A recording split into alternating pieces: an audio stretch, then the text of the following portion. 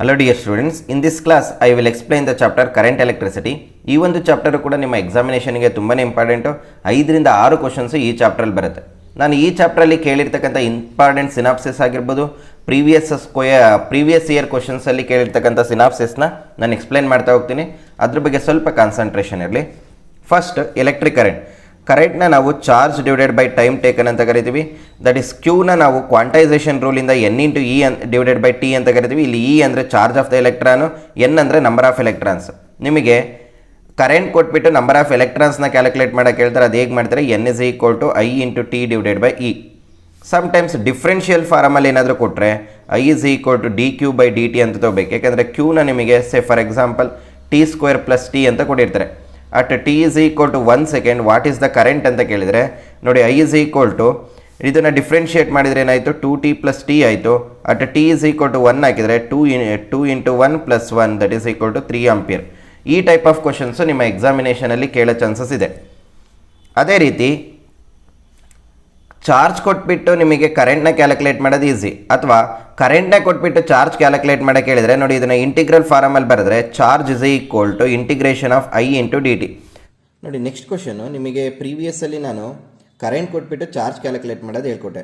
ಅದೇ ರೀತಿ ನಿಮಗೆ ಏನು ಮಾಡ್ತಾರೆ? ಕರೆಂಟ್ ಕೊಟ್ಬಿಟ್ಟು ಚಾರ್ಜ್ ಕ್ಯಾಲ್ಕುಲೇಟ್ ಮಾಡೋಕ್ಕೆ ಹೇಳಿ. Say I is equal to T square plus T, charge flown in T is equal to 0 to 1 second ಕೇಳ್ತಾರೆ. So I is equal to D Q by D T. ನನಗೆ Q ಅಂದರೆ ಏನಾಗುತ್ತೆ? Integration of I into D T. ಇಲ್ಲಿ 0 to 1 second ಅಂತ ಕೊಟ್ಟಿದ್ದಾರೆ, ಹಾಗಾಗಿ 0 to 1 ತೊಗೊಂಡಿದ್ದೀನಿ. Next ನೋಡಿ, ಇಂಟಿಗ್ರೇಟ್ ಮಾಡಿದರೆ T square by 3 plus T square by 1 0 to 1 substitute ಮಾಡಿದ್ದೀನಿ. Upper limit minus lower limit. You can get Q is equal to 1/3 plus 1/2 coulomb. ಇದನ್ನು simplify ಮಾಡಿದರೆ you can get the answer. ನೋಡಿ, ಈ ಥರ ನಿಮಗೆ current ಕೊಟ್ಬಿಟ್ಟು charge calculate ಮಾಡೋಕ್ಕೆ ನಿಮ್ಮ ನೀಟ್ ಎಕ್ಸಾಮಿನೇಷನಲ್ಲಿ ಕೇಳಿದ್ದಾರೆ. ಹಾಗಾಗಿ ಸಿ ಇ ಟಿ ಎಕ್ಸಾಮಿನೇಷನ್ಗೂ this is very important.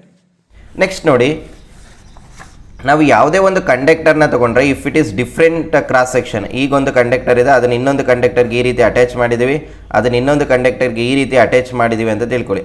Okay, if the conductor is same, conductor ಏನಾದರೂ ಸೇಮ್ ಆಗಿತ್ತು ಅಂದರೆ ಇಲ್ಲಿ ಎಷ್ಟು ಕರೆಂಟ್ ಫ್ಲೋ ಆಗುತ್ತೋ ಇಲ್ಲೂ ಕೂಡ ಅಷ್ಟು ಕರೆಂಟ್ ಫ್ಲೋ ಆಗುತ್ತೆ, ಇಲ್ಲೂ ಕೂಡ ಅಷ್ಟೇ ಕರೆಂಟ್ ಫ್ಲೋ ಆಗುತ್ತೆ. So current is independent on the area of cross section. Current ಏನಾಗಿರುತ್ತೆ? ಸೇಮ್ ಆಗಿರುತ್ತೆ. But current density is equal to I divided by A. So current density is inversely proportional to area. ಇಲ್ಲಿ area ಕಡಿಮೆ ಇರೋದ್ರಿಂದ ಇಲ್ಲಿ ಏನಾಗಿರುತ್ತೆ? J1 ಅಂತ ತೊಗೊಳ್ತೀನಿ. This is the current density in the conductor here. ಇದು J2, ಇದು J3 ಅಂತ ತೊಗೊಳ್ತೀನಿ. ಹಾಗಾಗಿ ಇನ್ವರ್ಸ್ಲಿ ಪ್ರಪೋರ್ಷನಲ್ ಆಗಿರೋದ್ರಿಂದ J1 is greater than J2 is greater than J3. ಯಾಕಂದರೆ current same, but current density depends upon the area of cross section. ಇಲ್ಲಿ area ಕಡಿಮೆ ಇದ್ದಷ್ಟು ಕರೆಂಟ್ ಡೆನ್ಸಿಟಿ ಜಾಸ್ತಿ ಆಗುತ್ತೆ. ಹಾಗಾಗಿ ಇಲ್ಲಿ density of the current will be more as compare to here, as compare to here. ಈ ಥರ ಕ್ವಶನ್ಸು ನಿಮ್ಮ ಎಕ್ಸಾಮಿನೇಷನ್ಗೆ ತುಂಬಾ ಇಂಪಾರ್ಟೆಂಟು. ನೆಕ್ಸ್ಟ್ ಕಾನ್ಸೆಪ್ಟ್, ಈ ಥರ ಕ್ವಶನ್ಸು ನಿಮ್ಮ ಎಕ್ಸಾಮಿನೇಷನಲ್ಲಿ ಕೇಳೋ ಚಾನ್ಸಸ್ ಇದೆ. ನೋಡಿ, ಇಲ್ಲಿ ಯಾವುದೇ ಒಂದು ಎಲೆಕ್ಟ್ರಾನ್ ಸರ್ಕ್ಯುಲರ್ ಆರ್ಬಿಟಲ್ಲಿ ಮೂವ್ ಆಗ್ತಿದೆ. ಸೇ ಫಾರ್ ಎಕ್ಸಾಂಪಲ್ ಯಾವುದೇ ಒಂದು charger particle with velocity v circular ಆರ್ಬಿಟಲ್ಲಿ ಮೂವ್ ಆಗ್ತಿದೆ. ಹಾಗಾದರೆ ಕರೆಂಟ್ ಕೇಳ್ತಾರೆ. ಕರೆಂಟ್ ಅಂದರೆ ಏನು ಹೇಳಿ? Charge divided by time taken. So charge divided by time taken 1/t is equal to F ಅಲ್ವಾ, ಫ್ರೀಕ್ವೆನ್ಸಿ. ಈ ಫಾರ್ಮಲ್ಲೂ ಕೂಡ ನಿಮಗೆ ಎಕ್ಸ್ಪ್ರೆಸ್ ಮಾಡೋಕ್ಕೆ ಕೇಳ್ಬೋದು. ಅಥವಾ ಇನ್ ಟರ್ಮ್ಸ್ ಆಫ್ ಸ್ಪೀಡಲ್ಲಿ ಕೇಳಿದರೆ ನೋಡಿ, speed is equal to distance travel divided by time taken. Say ರೇಡಿಯಸ್ನ ಆರ್ ಅಂತ ತೊಗೊಂಡ್ರೆ ಒಂದು ಸರ್ಕಲ್ನ ಹಾಕೋಕ್ಕೆ ಎಷ್ಟು ಟೈಮ್ ಡಿಸ್ಟೆನ್ಸ್ ಟ್ರಾವೆಲ್ ಮಾಡುತ್ತೆ? Circumference of the circle 2πr, time taken will be T. ನೋಡಿ, ಟಿ ಜಾಗದಾಗ ಇಲ್ಲಿ ಸಬ್ಸ್ಟಿಟ್ಯೂಟ್ ಮಾಡಿದರೆ current is equal to Q divided by 2πr into V. ಈ ಥರ ಕ್ವಶನ್ಸು ನಿಮ್ಮ ಎಕ್ಸಾಮಿನೇಷನಲ್ಲಿ ಬರೋ ಚಾನ್ಸಸ್ ಇದೆ. When a charge is rotating in a circle with A uniform speeds V ಆಗಿದ್ದಾಗ ವಾಟ್ ಈಸ್ ದ ಕರೆಂಟ್? ಈ ಫಾರ್ಮಲ್ ಇರ್ಬೋದು, ಈ ಫಾರ್ಮಲ್ಲಾದ್ರೂ ಇರ್ಬೋದು, ಈ ಫಾರ್ಮಲ್ಲಾದ್ರೂ ಇರ್ಬೋದು. ಸಮ್ಟೈಮ್ಸ್ ನಿಮಗೆ ಆ್ಯಂಗ್ಯುಲರ್ ವೆಲಾಸಿಟಿನಲ್ಲಿ ಏನಾದರೂ ಹೇಳಿದರೆ current is equal to Q divided by T or, Q into F ಆಗುತ್ತೆ. ಬಟ್ ಒಮೆಗಾ ಅಂದರೆ ಏನು? 2πf ಆ್ಯಂಗ್ಯುಲರ್ ಸ್ಪೀಡ್ ಅಥವಾ ಆ್ಯಂಗ್ಯುಲರ್ ಫ್ರೀಕ್ವೆನ್ಸಿ. ಎಫ್ ಜಾಗದಲ್ಲಿ ಸಬ್ಸ್ಟಿಟ್ಯೂಟ್ ಮಾಡಿದರೆ I is equal to Q into F is equal to omega divided by 2π. ಈ ಫಾರಮಲ್ಲೂ ನಿಮಗೆ equation ಇರ್ಬೋದು. ನೋಡಿ, ಇದು ಕೂಡ ನಿಮ್ಮ ನೀಟ್ ಎಕ್ಸಾಮಿನೇಷನಲ್ಲಿ ಕೇಳಿದರೆ, ಹಾಗಾಗಿ ಸಿ ಇ ಟಿ ಎಕ್ಸಾಮ್ಗೆ ಇಂಪಾರ್ಟೆಂಟು. ಸ್ವಲ್ಪ ಇದ್ರ ಮೇಲೂ ಕಾನ್ಸಂಟ್ರೇಷನ್ ಇರಲಿ. ನೆಕ್ಸ್ಟು ನೋಡಿ, ಡೈರೆಕ್ಷನ್ ಆಫ್ ದ ಕರೆಂಟ್ ಹೇಳಿದರೆ ಫಾರ್ ಎಕ್ಸಾಂಪಲ್ ಎಲೆಕ್ಟ್ರಾನಿನ motion. Electron is moves from negative terminal to the positive terminal, means lower potential to the higher potential, but current will be moved from opposite to the electron, that is positive terminal to the negative terminal, higher potential to lower potential current ಹೋಗುತ್ತೆ. So current direction ಮತ್ತು ಎಲೆಕ್ಟ್ರಾನಿನ direction opposite ಇರುತ್ತೆ ಅನ್ನೋದು ಕೂಡ ನೆನಪಿರಲಿ. Current density J is equal to I divided by A. I ಅಂದರೆ ನಾವು ಕರೆಂಟ್ನ ಕ್ಯೂ ಡಿವೈಡೆಡ್ ಬೈ ಟಿ ಅಂತಲೂ ಬರೀತೀವಿ. So A into T. Q we can also write it as N into say I is equal to Q divided by T. ಕ್ಯೂನ ನಾವು quantization ರೂಲಿಂದ N into E ಬರಿತೀವಿ, A into T. ಈ form ಕೂಡ ನಿಮ್ಮ ಎಕ್ಸಾಮಿನೇಷನ್ಗೆ important. ಎನ್ನ ಕೊಟ್ಬಿಟ್ಟು ಟೈಮ್ನ ಕೊಟ್ಬಿಟ್ಟು ಕರೆಂಟ್ ಡೆನ್ಸಿಟಿ ಕ್ಯಾಲ್ಕುಲೇಟ್ ಮಾಡೋಕ್ಕೆ ಹೇಳ್ತಾರೆ. ಏರಿಯಾ ಆಫ್ ಕ್ರಾಸ್ ಸೆಕ್ಷನ್ನ ನಾವು ಕಂಡಕ್ಟರ್ ಅಂತ ತೊಗೊಂಡ್ರೆ N E divided by area ಅಂದರೆ pi R square into T. ಈ ಫಾರ್ಮುಲಾ ಕೂಡ ನೆನ್ಪಿಟ್ಕೊಳ್ಳಿ. Current density is a vector. So ampere metre square is the unit of current density. ಹಾಗಾಗಿ ಕರೆಂಟ್ ಡೆನ್ಸಿಟಿ ಏರಿಯಾ ಮೇಲೆ depend ಆಗಿದೆ. Area change ಆದರೆ current density ಕೂಡ change ಆಗ್ತಾ ಹೋಗುತ್ತೆ. ನೆಕ್ಸ್ಟ್ ನೋಡಿ, current density J is equal to sigma E ಅಂತ ಬರಿತೀವಿ. ಈ ಫಾರ್ಮುಲಾ ಕೂಡ important. So current density sigma ಅಂದರೆ 1 ಡಿವೈಡೆಡ್ ಬೈ ರೋ ಅಂತ ಬರಿತೀವಿ. This is conductivity, this is resistivity, because conductivity is reciprocal of the resistivity into E ಅಂತ ಬರಿತೀವಿ. So ಈ ಫಾರ್ಮಲ್ಲೂ ಕೂಡ ನಿಮ್ಮ ಎಕ್ಸಾಮಿನೇಷನಲ್ಲಿ ಕೇಳೋ ಚಾನ್ಸಸ್ ಇದೆ. ನೋಡಿ, ಇ ಅಂದರೆ electric field is equal to electric potential divided by length ಅಂತ ಬರಿತೀವಿ. E is equal to V by L. ಇಲ್ಲಿ ಸಬ್ಸ್ಟಿಟ್ಯೂಟ್ ಮಾಡಿದರೆ J is equal to sigma into V divided by L. ಈ ಫಾರ್ಮು ಕೂಡ ನಿಮ್ಮ ಎಕ್ಸಾಮಿನೇಷನ್ಗೆ ಇಂಪಾರ್ಟೆಂಟ್ ಆಗಿದೆ. ನೋಡಿ, ಯಾವ ಕ್ವಶನ್ ಕೇಳ್ತಾರೆ ಅನ್ನೋದ್ರ ಮೇಲೆ ಡಿಪೆಂಡು. ಎಲೆಕ್ಟ್ರಿಕ್ ಫೀಲ್ಡು ಮತ್ತು ಕಂಡಕ್ಟಿವಿಟಿನಲ್ಲಿದ್ದರೆ ಈ ಫಾರಮು, ರೆಸಿಸ್ಟಿವಿಟಿನಲ್ಲಿದ್ದರೆ ಈ ಫಾರಮು, ಅದೇ ರೀತಿ ಪೊಟೆನ್ಷಿಯಲ್ ಇಲ್ಲಿದ್ದರೆ ಈ ಫಾರಮು. ಈ ಫಾರ್ಮುಲಾ ಕೂಡ ಇಂಪಾರ್ಟೆಂಟ್. ನೆಕ್ಸ್ಟ್ ನೋಡಿ, the relation between current density drift velocity. I is equal to N E A V D. This is the very important formula. I ಅಂದರೆ ಕರೆಂಟ್, ಎನ್ ಅಂದರೆ number of electrons per unit volume, that is number density, charge of the electron, area of cross section V D. ಇದನ್ನು observe ಮಾಡಿದರೆ ನಮಗೆ ಗೊತ್ತಾಗುತ್ತೆ V D is inversely proportional to area of cross section. So drift velocity area ಮೇಲೆ depend ಆಗಿದೆ. Area change ಆದರೆ drift velocity ಕೂಡ change ಆಗುತ್ತೆ. ಅದೇ ರೀತಿ ಕರೆಂಟ್ ಡೆನ್ಸಿಟಿ ಕೂಡ ಏರಿಯಾ ಮೇಲೆ ಡಿಪೆಂಡ್ ಆಗಿದೆ. But current is independent on area. Area ಮೇಲೆ ಕರೆಂಟು ಡಿಪೆಂಡ್ ಆಗಿಲ್ಲ. ನೆಕ್ಸ್ಟು ನಾವು ಇದೇ I is equal to N A V ಡಿನ V D is equal to I divided by N E A ಅಂತ ಬರಿಬೋದು. ಐನ ನಾವು charge divided by time taken ಅಂತ ಬರಿಬೋದು. A into T set T. So Q ಅಂದರೆ ಎನ್ ಇಂಟು ಇ ಅಂತ ಬರಿಬೋದು. N into A into T. So N E get cancel ಆಗುತ್ತೆ. So 1 divided by A into T ಅಂತಲೂ ಆಗುತ್ತೆ. ಅಥವಾ ಇದೇ ಫಾರಮಲ್ಲಿ ನೋಡಿ, V D is equal to I by A ಅಂದರೆ current density, J divided by N E ಅಂತ ಬರಿಬೋದು. ಸೊ ಈ ಥರ ಡಿಫ್ರೆಂಟ್ ಫಾರಮ್. ಜೆ ಅಂದರೆ sigma into E divided by N E ಅಂತಲೂ ಬರಿಬೋದು. ಈ ಫಾರಮು ಕೂಡ ಇಂಪಾರ್ಟೆಂಟು. ಅದೇ ರೀತಿ ಸಿಗ್ಮಾ ಅಂದರೆ 1 ಡಿವೈಡೆಡ್ ಬೈ ರೋ ಅಲ್ವಾ. ಸಿಗ್ಮಾ ಅಂದರೆ conductivity is nothing but reciprocal of the resistivity. So ಇದನ್ನು ನಾವು 1 ಡಿವೈಡೆಡ್ ಬೈ ರೋ ಇ ಆಗೇ ಇರಲಿ, ಎನ್ ಇಂಟು ಇ ಅಂತಲೂ ಬರಿಬೋದು. ಇ ಅಂದರೆ ವಿ ಬೈ ಎಲ್ ಅಂತ ಹೇಳಿದ್ನಲ್ವಾ. So V divided by rho N E L ಅಂತಲೂ ಬರಿಬೋದು. ಈ ಥರ ನೀವು ಫಾರ್ಮನ್ನು ಡಿಫ್ರೆಂಟ್ ಫಾರ್ಮಲ್ಲಿ ಕೇಳಿದಾಗ ಕ್ವಶನ್ಸ್ನ ಸಾಲ್ವ್ ಮಾಡೋಕ್ಕೆ ಹೆಲ್ಪ್ ಆಗ್ತದೆ. Drift velocity current N E ಕೊಟ್ಟಾಗ ಈ ಫಾರ್ಮುಲಾ, ಅಥವಾ ಕರೆಂಟ್ ಡೆನ್ಸಿಟಿನಲ್ಲಿ ಕೊಟ್ಟರೆ ಈ ಫಾರ್ಮುಲಾ, ಕಂಡಕ್ಟಿವಿಟಿನಲ್ಲಿ ಕೊಟ್ಟರೆ ಈ ಫಾರ್ಮುಲಾ, ಎಲೆಕ್ಟ್ರಿಕ್ ಫೀಲ್ಡಲ್ಲಿ ಕೊಟ್ಟರೆ, ಪೊಟೆನ್ಷಿಯಲ್ ಕೊಟ್ಟರೆ, ಈ ರೀತಿ ನೀವು ಚೇಂಜ್ ಮಾಡೋದು ನೆನಪಿರಲಿ. ಇಷ್ಟು ಫಾರ್ಮುಲಾ ನೆನ್ಪಿಟ್ಕೊಳ್ಳಿ. ಕಂಡಕ್ಟಿವಿಟಿ ಅಂದರೆ 1 ಡಿವೈಡೆಡ್ ಬೈ ರೆಸಿಸ್ಟಿವಿಟಿ. ಎಲೆಕ್ಟ್ರಿಕ್ ಫೀಲ್ಡನ್ನು ನಾವು ವಿ ಬೈ ಎಲ್ ಅಂತ ಬರಿತೀವಿ. ಸಿಗ್ಮಾ ಅಂದರೆ ಸಿಗ್ಮಾ ಆಗಿರಲಿ, ಅದಕ್ಕಿಂತ ಮುಂಚೆ J is equal to sigma E. ಈ ಥರ ಕನ್ವರ್ಷನ್ಸು ನಿಮಗೆ ನೆನಪಿದ್ರೆ ಈಸಿಯಾಗಿ ಕ್ವಶನ್ಸ್ನ ಅಟೆಂಡ್ ಮಾಡ್ಬೋದು. ನೋಡಿ, ಇಲ್ಲಿ ಅಬ್ಸರ್ವ್ ಮಾಡಿದರೆ ನಾವು ಈ ಫಾರ್ಮಲ್ಲಿ ಅಬ್ಸರ್ವ್ ಮಾಡಿದರೆ electric field is directly proportional to the V D ಆಯಿತು, ಡ್ರಿಫ್ಟ್ ವೆಲಾಸಿಟಿ ಆಗಿದೆ. So drift velocity is inversely proportional to area ಆಗಿರೋದ್ರಿಂದ electric field is also inversely proportional to area ಆಗುತ್ತೆ. ಇದನ್ನು ನೆನ್ಪಿಟ್ಕೊಳ್ಳಿ. These things are very very important. Current area ಮೇಲೆ depend ಆಗಿಲ್ಲ, independent on area. Electric field area ಮೇಲೆ depend ಆಗಿದೆ. Current density is also dependent upon area. Drift velocity is also dependent upon area. ಈ question ನಿಮ್ಮ ಎಕ್ಸಾಮಿನೇಷನಲ್ಲಿ ಕೇಳಿದ್ದಾರೆ. ಯಾವ ಥರ ಕೇಳ್ತಾರೆ ಅಂದರೆ, ಈಗೊಂದು ಈ ರೀತಿ ಇದನ್ನು ಕೊಟ್ಬಿಡ್ತಾರೆ ಕಂಡಕ್ಟರ್ನ. This is the conductor. ಇಲ್ಲಿ area of cross section different ಆಗಿದೆ.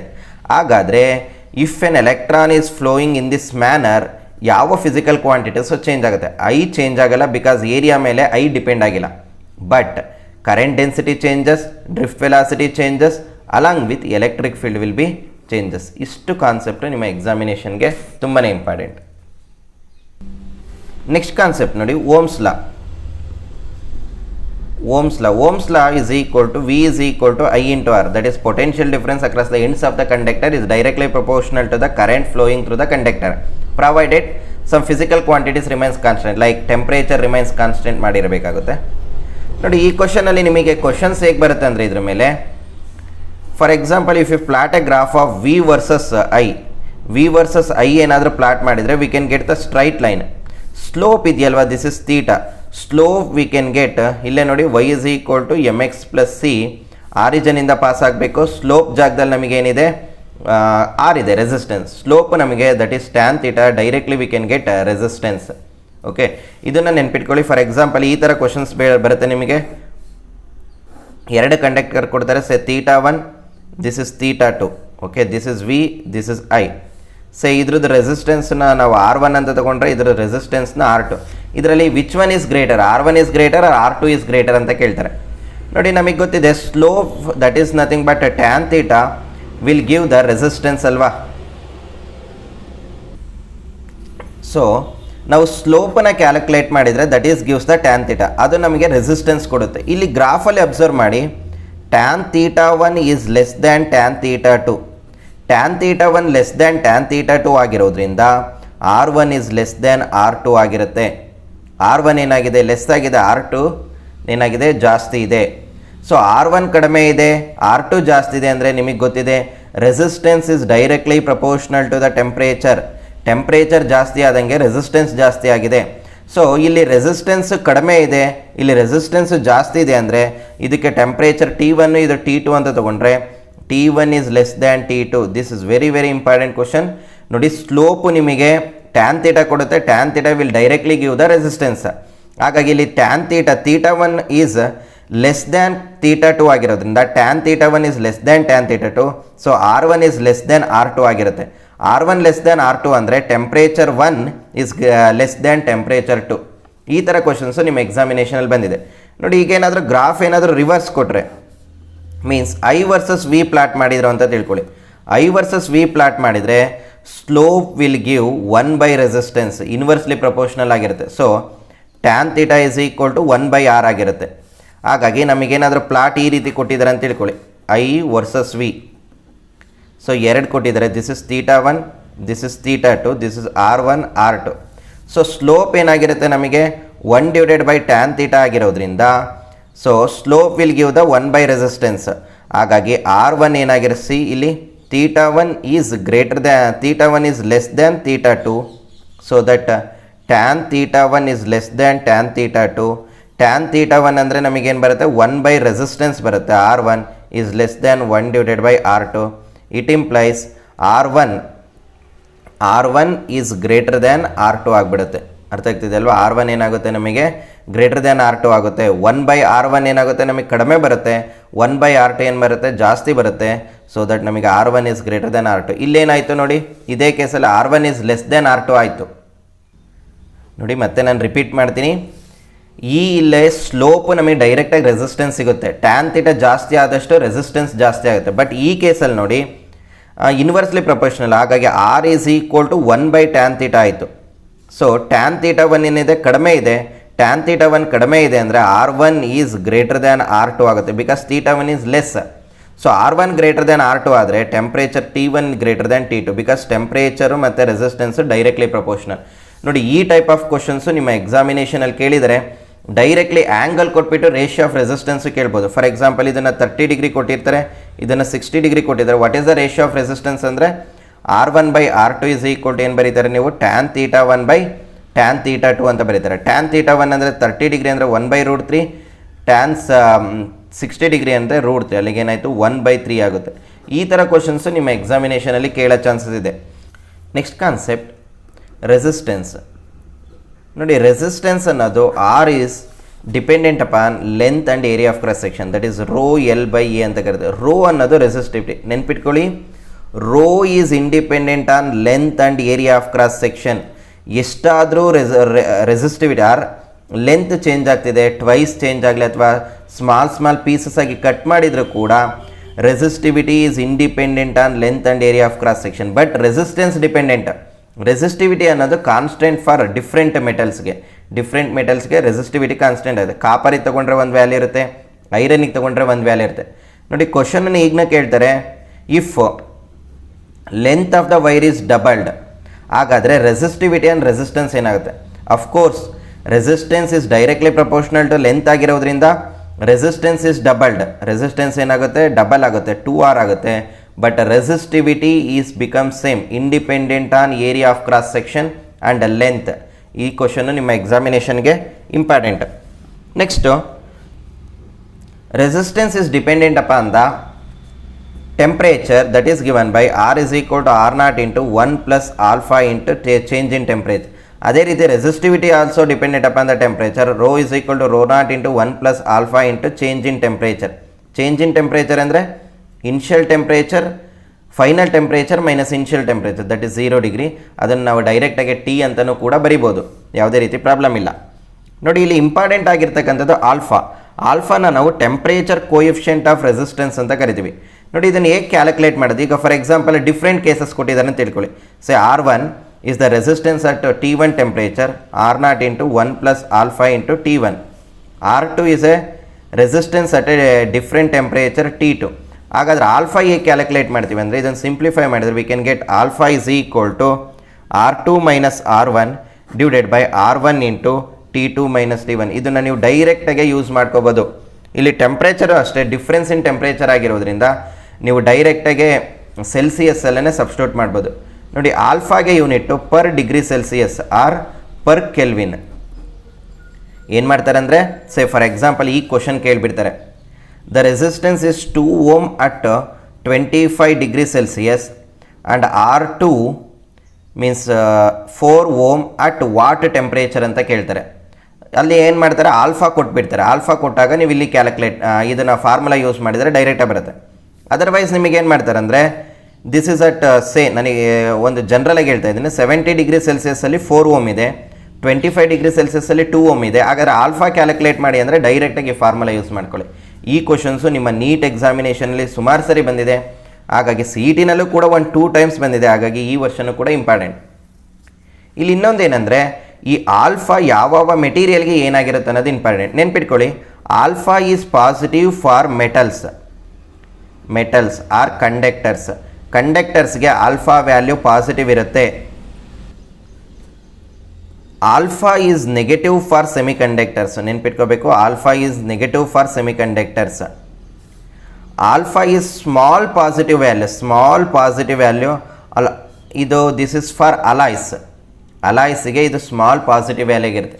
ಏನಕ್ಕಪ್ಪ ಅಂತಂದರೆ ನೋಡಿ, ಮೆಟಲ್ಸ್ಗೆ resistivity or resistance varies with respect to temperature. Resistance or resistivity increases with respect to temperature for metals ಅಥವಾ ಕಂಡಕ್ಟರ್ಸ್ಗೆ. ಈ ರೀತಿ ಗ್ರಾಫ್ ಬರುತ್ತೆ. ರೆಸಿಸ್ಟೆನ್ಸ್ ಆರ್ ರೆಸಿಸ್ಟಿವಿಟಿ ಟೆಂಪ್ರೇಚರ್ ಮೇಲೆ ಹೇಗೆ ಡಿಪೆಂಡ್ ಆಗಿದೆ ಅಂದರೆ ಈ ರೀತಿ increases with respect to temperature. But for ಅಲಾಯ್ಸಿಗೆ ಏನಾಗುತ್ತೆ ಅಂದರೆ ಲಿಟ್ಲಿ ಇನ್ಕ್ರೀಸ್ ಆಗುತ್ತೆ, ಅಂದರೆ very small increase. So this is resistance or resistivity with respect to temperature for alloys. This is for conductor also. Metals ಅಂದರೆ conductors. But for semiconductors resistivity decreases with respect to temperature. Resistivity ಏನಾಗುತ್ತೆ, decreases with respect to temperature and resistance is also decreases with respect to temperature. ನೋಡಿ, higher ಟೆಂಪ್ರೇಚರ್ಗೆ ಹೋದಂಗೆ resistance decrease ಆಗುತ್ತೆ, so ಇದೇನಾಗುತ್ತೆ, negative ಆಗಿಬಿಡುತ್ತೆ. But ಇದ್ರ ಕೇಸಲ್ಲಿ ಏನಾಗುತ್ತೆ, resistance increase ಆಗೋದ್ರಿಂದ R2 is greater than R1, ಹಾಗಾಗಿ ಪಾಸಿಟಿವ್ ಆಗುತ್ತೆ. ಈ ಥರನೂ ಕೂಡ ನೀವು ನೆನ್ಪಿಟ್ಕೋಬೇಕು. R2 greater than R1 in the case of conductors. In the case of semiconductor R2 less than R1, ಯಾಕಂದರೆ ಟೆಂಪ್ರೇಚರ್ ಇನ್ಕ್ರೀಸ್ ಆದಂಗೆ ರೆಸಿಸ್ಟಿವಿಟಿ ಏನಾಗುತ್ತೆ, ಡಿಕ್ರೀಸ್ ಆಗ್ತಾ ಹೋಗುತ್ತೆ, ರೆಸಿಸ್ಟೆನ್ಸು ಕೂಡ ಡಿಕ್ರೀಸ್ ಆಗುತ್ತೆ. ಹಾಗಾಗಿ ದಿಸ್ ಈಸ್ ವೆರಿ ಇಂಪಾರ್ಟೆಂಟ್. ನೋಡಿ, ಈ ಕ್ವಶನನ್ನು 2020 ನೀಟಲ್ಲಿ ಕೇಳಿದ್ದಾರೆ, ಯಾವ ಮೆಟೀರಿಯಲ್ಗೆ ಆಲ್ಫಾ ಪಾಸಿಟಿವ್ ಆಗಿರುತ್ತೆ ಅಂತ. Alpha positive for metals and alloys. Alpha is negative for the semiconductors. Next very important concept for your examination, stretching of wire. ನೋಡಿ, ಸ್ಟ್ರೆಚಿಂಗ್ ಆಫ್ ವೈರು ಕೂಡ ನಿಮ್ಮ ಎಕ್ಸಾಮಿನೇಷನ್ಗೆ ಇಂಪಾರ್ಟೆಂಟ್. ಫಾರ್ ಎಕ್ಸಾಂಪಲ್ಲು ಒಂದು ವೈರ್ ಇದೆ, ಇದರ length ಎಲ್ಲಿದೆ ಅಂತ ತಿಳ್ಕೊಳ್ಳಿ. ಇದನ್ನು ನಾನು ಮೆಲ್ಟ್ ಮಾಡಿಬಿಟ್ಟು ಸ್ಟ್ರೆಚ್ ಮಾಡ್ತಾ ಇದ್ದೀನಿ. ಆಫ್ ಲೆಂತ್, ಈ length new length n times ಆಗಿದೆ, n ಟೈಮ್ಸ್ ಇನ್ಕ್ರೀಸ್ ಆಗ್ತಿದೆ ಲೆಂತ್. ಹಾಗಾದರೆ ನ್ಯೂ ರೆಸಿಸ್ಟೆನ್ಸ್ ಏನಾಗುತ್ತೆ? ನಾನು ಇದಕ್ಕೊಂದು ಲೀಸ್ಟ್ ಕೊಟ್ಬಿಡ್ತೀನಿ, ಅದನ್ನು ನೆನ್ಪಿಟ್ಕೊಳ್ಳಿ. ಒರಿಜಿನಲ್ ರೆಸಿಸ್ಟೆನ್ಸ್ R ಇದೆ, ಚೇಂಜ್ ಇನ್ ಡೈಮೆನ್ಷನ್ ಏನು ಚೇಂಜ್ ಮಾಡ್ತಿದ್ದೀನಿ ಅಂತ ಹೇಳ್ತೀನಿ, change in dimension, this is the new resistance. ನೋಡಿ, ನಾನೇನಾದರೂ ನ್ಯೂ ಲೆಂತ್ನ n ಟೈಮ್ಸ್ ಇನ್ಕ್ರೀಸ್ ಮಾಡ್ತಾ ಇದ್ದೀನಿ. ಯಾವ ಥರ ಸ್ಟ್ರೆಚ್ ಮಾಡಿದಾಗ ನೋಡಿ, ಅಫ್ಕೋರ್ಸ್ ಯಾವುದಾದ್ರೂ ಲೆಂತ್ನ n ಟೈಮ್ಸ್ ಇನ್ಕ್ರೀಸ್ ಆದರೆ ರೆಸಿಸ್ಟೆನ್ಸ್ n ಟೈಮ್ ಇನ್ಕ್ರೀಸ್ ಆಗುತ್ತೆ. ಬಟ್ ಸ್ಟ್ರೆಚ್ ಮಾಡಿದಾಗ ಲೆಂತ್ n ಟೈಮ್ಸ್ ಇನ್ಕ್ರೀಸ್ ಆದರೆ, ಲೆಂತ್ ಇನ್ಕ್ರೀಸ್ ಆದಾಗ ಏರಿಯಾ ಏನಾಗುತ್ತೆ? ಡಿಕ್ರೀಸ್ ಆಗುತ್ತೆ. ಹಾಗಾಗಿ resistance will be increases by n square times. ನೆನ್ಪಿಟ್ಕೊಳ್ಳಿ, when length of the wire is stretched and increases by n time, resistance will be increases by n square times. For example, L dash 2 times increase ಮಾಡ್ತೇನೆ. ಲೆಂತ್ನ initially R ಇದೆ resistance, ಇದನ್ನು stretch ಮಾಡಿಬಿಟ್ಟು 2 times increase ಮಾಡಿದ್ರೆ resistance is equal to 4 times R ಆಗುತ್ತೆ. But generally resistance directly proportional to length ಆಗಿರುತ್ತೆ. If length is doubled, resistance is becomes 2 times ಆಗುತ್ತೆ. ಇದು ಯಾವಾಗ? ಜಸ್ಟ್ ಡಬಲ್ ಅಂತ ಕೊಟ್ಟಾಗ. ಬಟ್ ಸ್ಟ್ರೆಚ್ ಮಾಡಿದಾಗ ಈ ಕೇಸು ನೆನ್ಪಿಟ್ಕೊಳ್ಳಿ, ಸ್ಟ್ರೆಚಿಂಗ್ ಆಫ್ ದ ವೈರಲ್ಲಿ different. Next, if radius will be decreases by R times.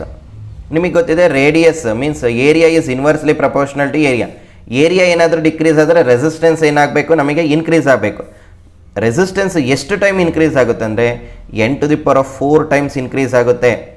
ನೆನ್ಪಿಟ್ಕೊಳ್ಳಿ, ರೇಡಿಯಸ್ ಏನಾದರೂ n ಟೈಮ್ಸ್ ಡಿಕ್ರೀಸ್ ಮಾಡಿದರೆ, ಯಾವಾಗ ಸ್ಟ್ರೆಚ್ ಮಾಡಿದಾಗ ರೆಸಿಸ್ಟೆನ್ಸ್ n⁴ ಟೈಮ್ಸ್ ಇನ್ಕ್ರೀಸ್ ಆಗುತ್ತೆ. ಈ ಕೇಸಿಗೆ ಬಂದರೆ ಲೆಂತ್ ಏನಾದರೂ ಸ್ಟ್ರೆಚ್ ಮಾಡಿದಾಗ n ಟೈಮ್ಸ್ ಡಿಕ್ರೀಸ್ ಆದರೆ resistance will be decreases by n square times. Next, if radius ಏನಾದರೂ n ಟೈಮ್ಸ್ ಇನ್ಕ್ರೀಸ್ ಆದರೆ, ಸೊ ಏರಿಯಾ ಇನ್ಕ್ರೀಸ್ ಆದರೆ ರೆಸಿಸ್ಟೆನ್ಸ್ ಡಿಕ್ರೀಸ್ ಆಗಬೇಕು. ಹಾಗಾಗಿ resistance will be decreases by n⁴ times. I repeat, ಯಾವುದೇ ಒಂದು ವೈರ್ನ melt ಮಾಡಿ stretch ಮಾಡಿದಾಗ ಲೆಂತ್ ಏನಾದರೂ n ಟೈಮ್ ಇನ್ಕ್ರೀಸ್ ಆದರೆ resistance n square time increase ಆಗುತ್ತೆ. ಲೆಂತ್ ಏನಾದರೂ n ಟೈಮ್ ಡಿಕ್ರೀಸ್ ಆದರೆ resistance n square times decrease ಆಗುತ್ತೆ. ರೇಡಿಯಸ್ ಏನಾದರೂ n ಟೈಮ್ ಡಿಕ್ರೀಸ್ ಆದರೆ ರೆಸಿಸ್ಟೆನ್ಸ್ n⁴ ಟೈಮ್ಸ್ ಇನ್ಕ್ರೀಸ್ ಆಗುತ್ತೆ. ರೇಡಿಯಸ್ ಏನಾದರೂ n ಟೈಮ್ಸ್ ಇನ್ಕ್ರೀಸ್ ಆದರೆ ರೆಸಿಸ್ಟೆನ್ಸ್ n⁴ ಟೈಮ್ಸ್ ಡಿಕ್ರೀಸ್ ಆಗುತ್ತೆ. ನೆಕ್ಸ್ಟ್ ಒಂದು ಸ್ಟ್ಯಾಂಡರ್ಡ್ ರಿಸಲ್ಟು, ಇಫ್ ಲೆಂತ್ ಏನಾದರೂ x% ಇನ್ಕ್ರೀಸ್ ಆಯಿತು ಅಂತ ತಿಳ್ಕೊಳ್ಳಿ, the resistance will be increases by 2x%. ಇದು ಯಾವಾಗ? ದ ಪರ್ಸೆಂಟೇಜ್ ಇನ್ಕ್ರೀಸ್ ಏನಾಗಿರಬೇಕು? ಲೆಸ್ ದ್ಯಾನ್ 10% ಆಗಿರಬೇಕು. 10%ಗಿಂತ ಲೆಸ್ ಇದ್ದಾಗ ಈ ಫಾರ್ಮುಲಾ ಅಪ್ಲಿಕೇಬಲ್ ಆಗುತ್ತೆ.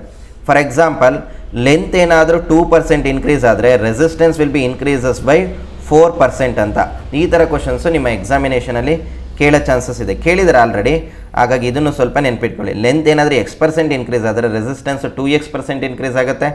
ದಟ್ ಈಸ್ ಲೆಂತ್ ಏನಾದರೂ 2% ಇನ್ಕ್ರೀಸ್ ಆದರೆ ರೆಸಿಸ್ಟೆನ್ಸು 4% ಇನ್ಕ್ರೀಸ್ ಆಗುತ್ತೆ. ಹಾಗಾಗಿ ಈ ಥರ ಕ್ವಶನ್ಸು ನಿಮ್ಮ ಎಕ್ಸಾಮಿನೇಷನ್ಗೆ ಇಂಪಾರ್ಟೆಂಟ್.